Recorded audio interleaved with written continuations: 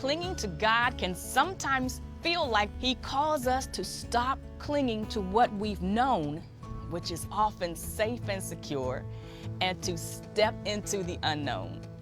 And the unknown can be scary. We're much more comfortable knowing what's ahead. Even better if we can plan for it. Yet we are called to walk by faith, not by sight. And on this Christian journey, the Lord will lead us to pathways we haven't known. As we follow, we build faith and trust. The good news is that although the territory is unknown, we're clinging to God. And we come to know Him in an even deeper way. One of the scariest things I've ever done is ziplining. I've never been a thrill seeker. I'm not at all into extreme sports. Roller coasters were thrill enough for me. Love them. But somewhere around age 40, it was clear that even those I could do without. But we went on vacation a couple of summers ago when my daughter was celebrating her 16th birthday. And ziplining was on her wish list. She really wanted me to do it with her. So I mustered up the courage and said, okay, let's do this. And part of me liked the idea of doing something adventurous. But once we got to that site, I was a jumble of nerves. Our adventure guides outfitted us in helmets and a full body harness and led us on what seemed an interminable trek to the first tower. I could see it looming ahead, holding a thin wire high in the sky, waiting for me to zip across. Suddenly it was my turn. I had to step onto a box at the edge of the platform and jump, which means I could no longer cling to the security of the platform. In order to follow the design of the course, the group, and my daughter, I had to cling to the unknown. The Bible gives us many beautiful illustrations of this. For example, Abram left his home in Mesopotamia to follow God, not knowing where he was going.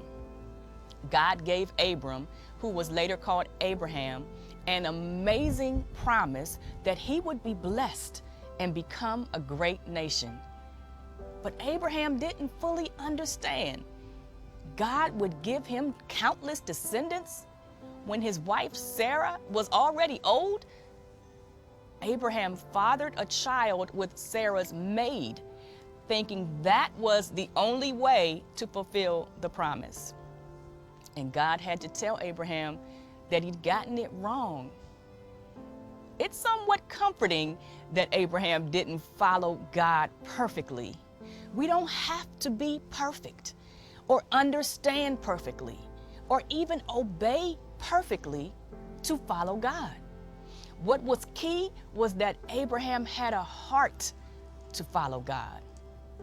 Rather than cling to his home country and his family, he clung to God, and God transformed his life as a result. We too see that transforming power when we follow and cling. And then there's Mary, the mother of Jesus. She was living her life engaged to a man she would soon marry when out of nowhere an angel appeared.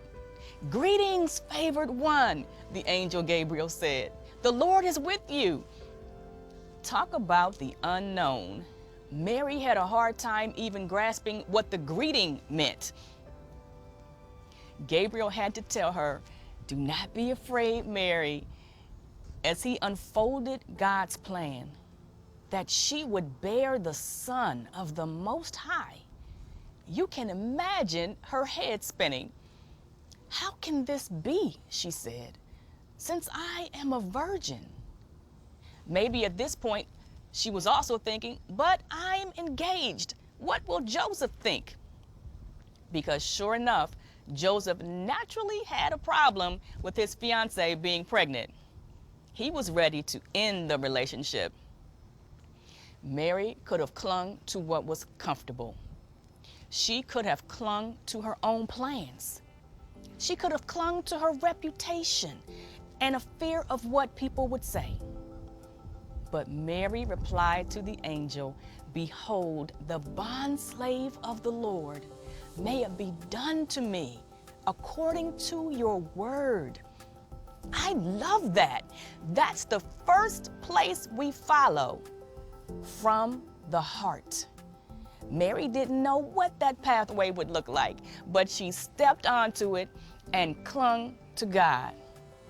Whatever God is calling us to do, however scary and uncomfortable, for every step He gives us grace to cling. And it all begins with that first step of being willing to follow.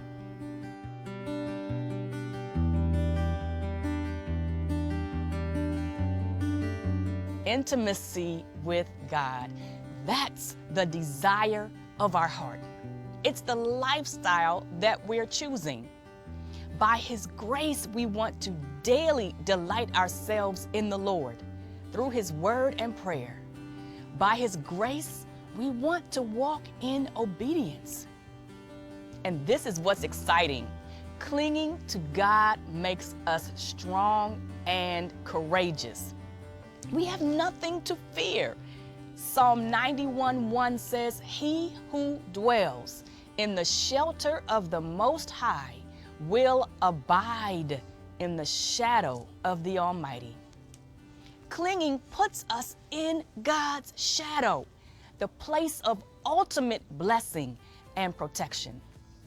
No matter what He calls us to do, no matter what comes against us, we are clothed in His power.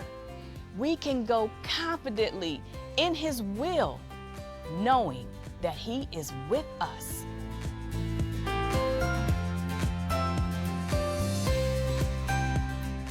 Wherever you are today, you can grow to know the Lord more intimately. Talk with Him, learn of Him. Let His will be your will. And you can be sure that the Lord will use you to impact those around you. May the Lord bless you richly as you cling to Him.